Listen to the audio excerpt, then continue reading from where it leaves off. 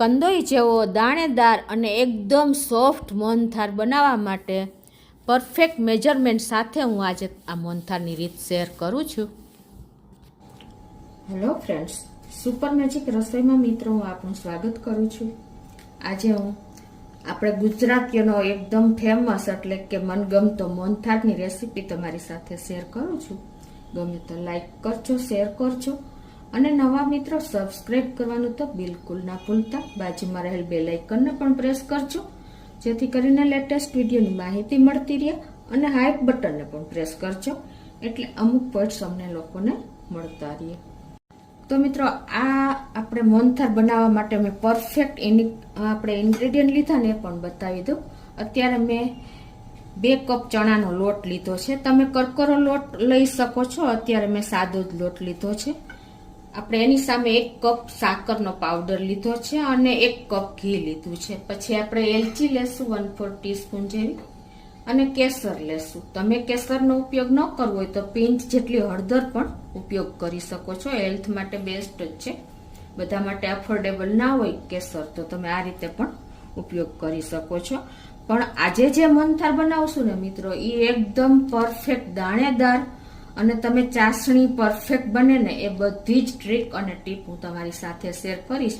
ઘણી વખત બિગનર્સ લોકો માટે શું થાય છે કે મોહનથાળ બનાવીએ ને ત્યારે એ લોકોને ચાસણી ઢીલી રહે છે, એટલે કે મોહનથાળ ઢીલો બને છે, અને ઘણી વખત મોહનથાળ એકદમ કઠણ એટલે કે હાર્ડ બની જાય છે. આ બધા જ પ્રશ્નોનું સોલ્યુશન હું તમને લાસ્ટ સુધી તમે વિડીયો સાથે જોડાયેલા રહેશો ને તો તમને જાણવા મળશે. તો બનાવવાનું ચાલુ કરીએ. તો મિત્રો, આજે આપણે મોહનથાળ બનાવીએ છીએ એ આપણે ગુજરાતી લોકોના ઘરમાં બનતો જ હોય છે. આપણે ભગવાનને ભોગ ધરાવવા માટે કે કોઈ પણ ગેસ્ટ આવે ત્યારે આપણે સ્વીટ બનાવતા જ હોઈએ છીએ. તો આજે આ સ્વીટમાં મેં જે ઘી ઉપયોગ કરું છું ને મિત્રો, એ એફોરાઇઝ A2 કાઉ ઘી છે. અને તમે મીઠાઈમાં A2 આપણે જે એફોરાઇઝનું બફેલો ઘી પણ આવે છે, એ પણ તમે મીઠાઈમાં ઉપયોગ કરી શકો છો. અને રોજિંદા જીવનમાં તમે આ જે ઘી રોટલી ચોપડવા, દાળ ભાતમાં તમે એફોરાઇઝ A2 કાઉ ઘીનો ઉપયોગ કરી શકો છો.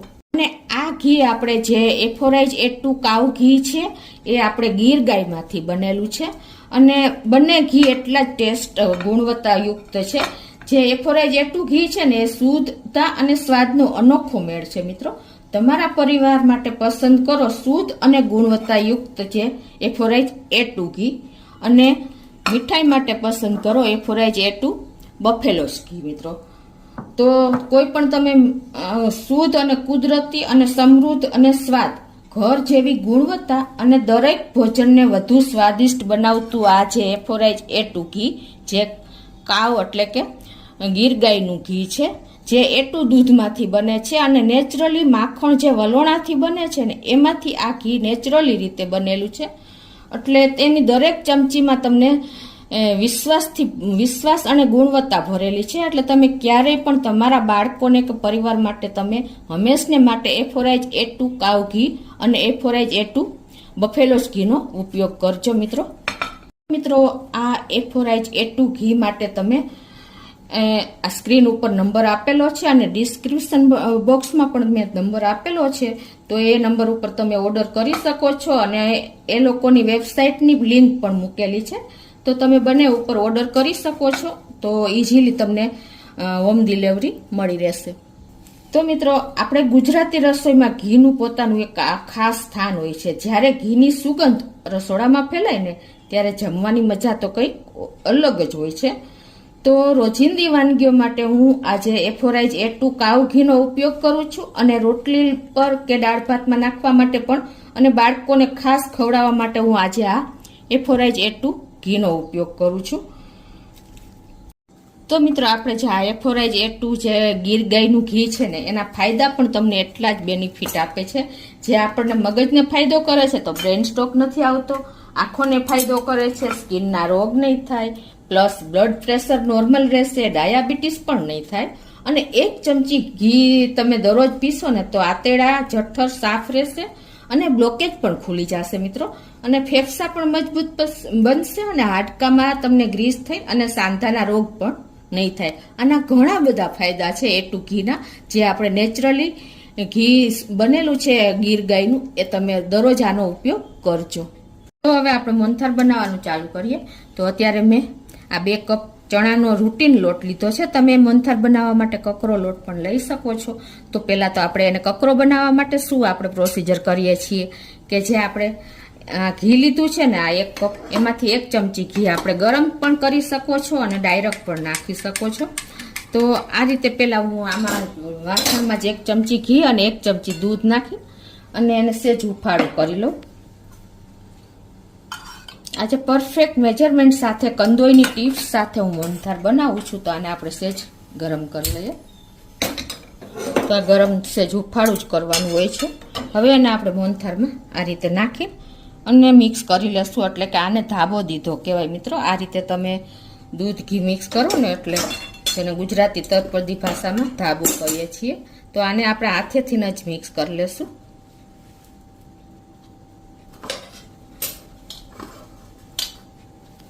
એ રીતે જો આપણે ધાબો દઈને અને પછી એને 15 મિનિટ આ રીતે ઢાંકીને અને રેસ્ટ આપી દેશું. આ રીતે પહેલા દાબી દેવાનો એટલે એકદમ સરસ આપણે ધાબો મિક્સ થઈ જાય. તો આપણે જો ધાબો દઈને 15 મિનિટ રાખી દીધું હતું. હવે આને આપણે કોઈ પણ આપણે જે ચોખાનો હવાલો હોય કે ઘઉંનો હવાલો હોય એનાથી ચાળી લેવાનું છે. જો એકદમ સરસ આપણે ધાબો દીધો હોય ને એટલે પરફેક્ટ આપણો લોટ સરસ તૈયાર થઈ જાય છે, કણીદાર. તો હવે એને આપણે આ જ સાઈડમાં જ આ રીતે રાખી અને ચાળી લેશું. આ રીતે અલગ વાસણમાં પણ તમે ચાળી શકો છો.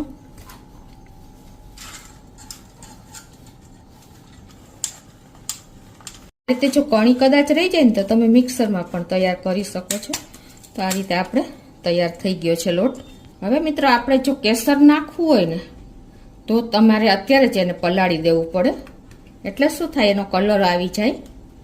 આ રીતે તમે જે ક્વોન્ટિટી હોય એ પ્રમાણે 4-5 તાતણા લઈ શકો છો.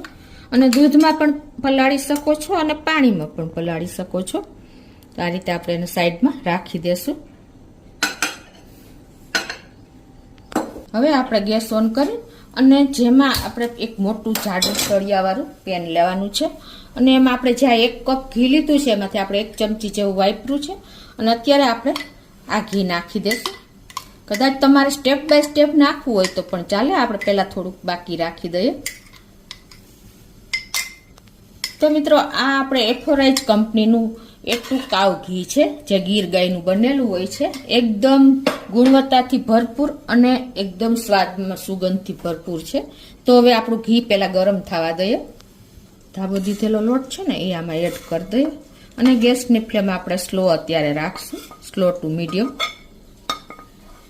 હવે આને આપણે આ રીતે કન્ટિન્યુ ચલાવતા શેકતો જ રહેવાનો છે લોટને.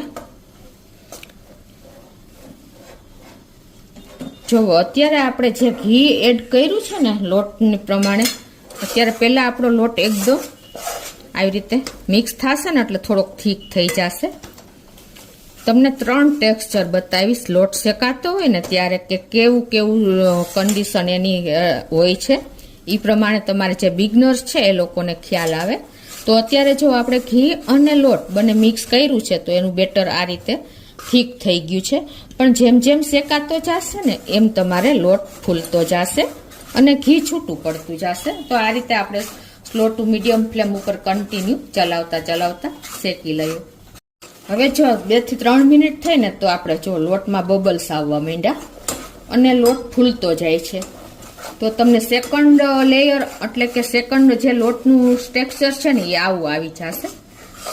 ફર્સ્ટ મેં તમને બતાવ્યું કે એકદમ જાડું થઈ ગયું હતું અને જેમ શેકાતું ગયું એમ જો ઘી છૂટું પડી ગયું અને એકદમ ફ્લફી લોટ થતો ગયો અને કલર એનો એ જ જે હતો એ જ અત્યારે હજી છે. થોડોક લાઇટ થયો છે જે કઠણ હતું એનાથી.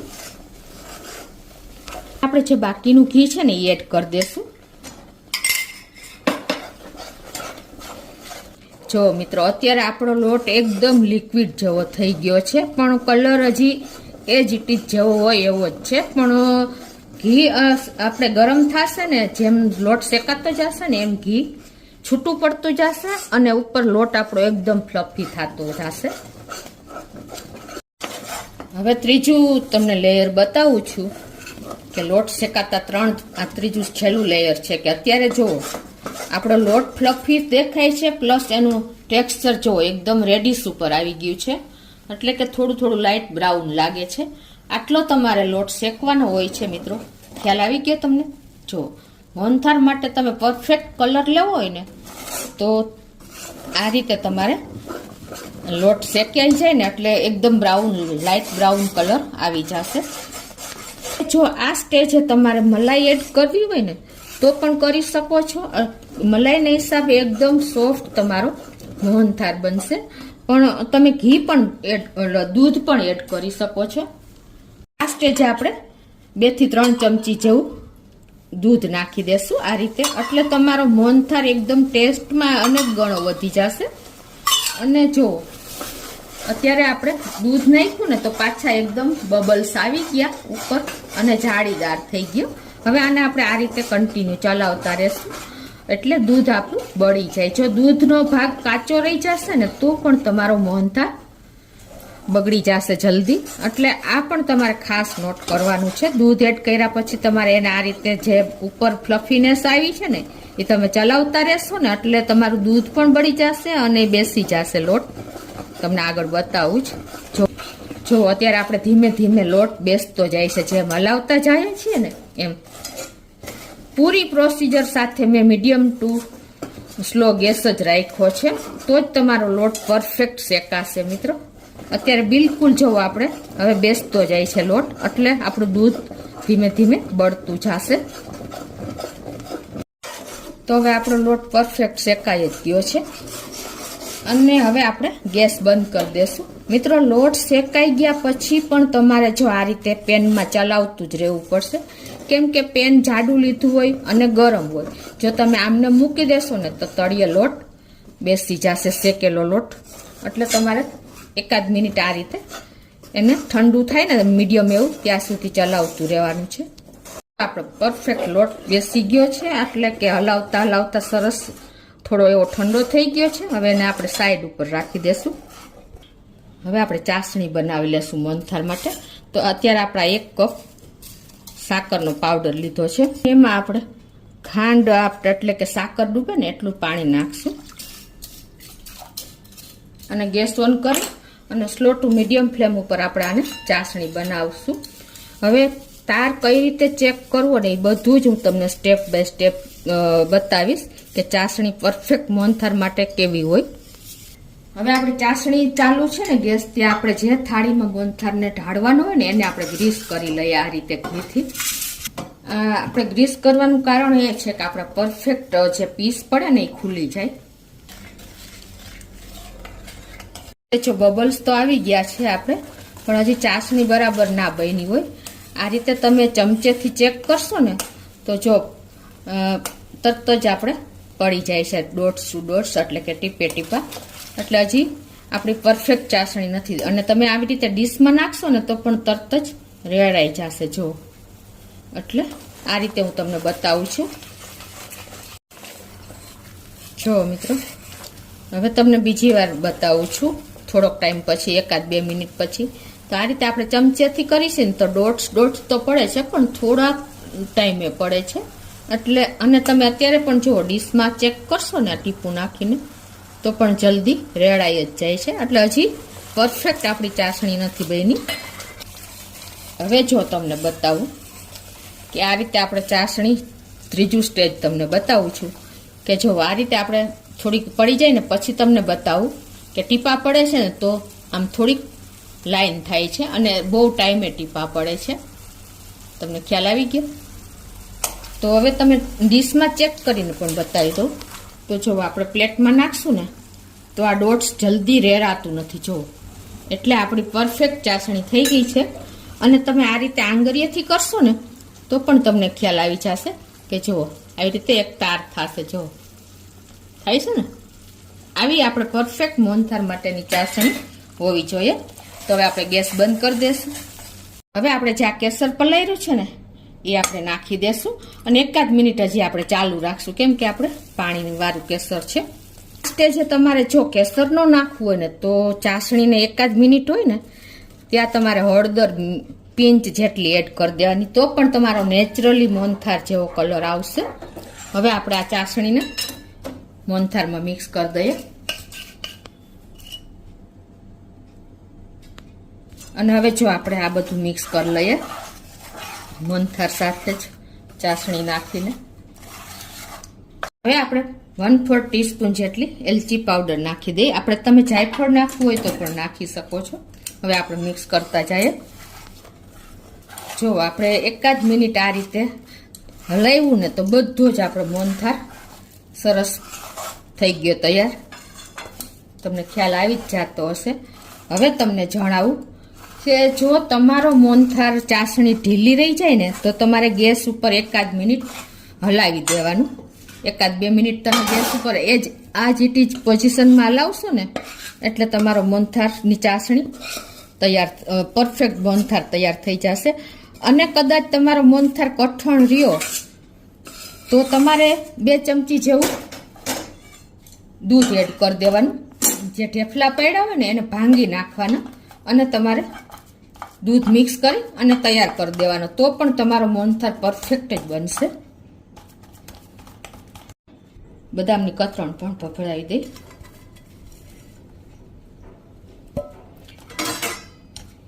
આ રીતે પરફેક્ટ કંદોઈની ટ્રીક સાથે અને ટિપ્સ સાથે મેં તમારી સાથે મોહનથાળ શેર કર્યો છે મિત્રો.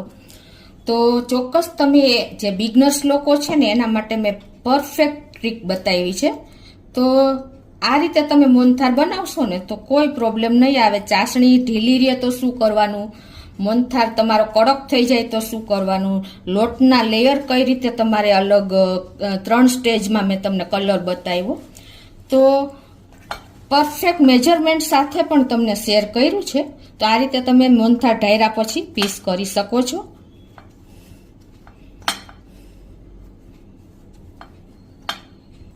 તો મિત્રો આજે મેં આ આપણે ગુજરાતી મીઠાઈ જે A4 A2 કાઉ ઘીમાંથી જ બનાવી છે, જે સ્વાદ, સુગંધ અને એકદમ વિશ્વાસથી ભરપૂર એવી તમારી ચમચી છે આ ઘીની.